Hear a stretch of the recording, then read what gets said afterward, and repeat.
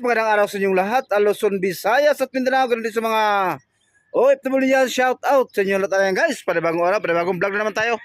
Mayroon na tayo gagawin, ito ay Honda FD naman.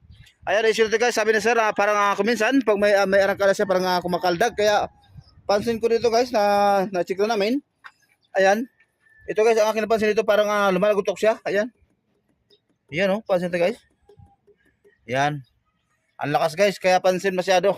Kaya yung ilalim guys, i-check din natin kasi basang-basa yung basa-basa na lang guys, kaya sigurado yun guys, sigurado may tama. Kaya ngayon guys, samahan nyo kami at atin ang tatanggalin. Okay.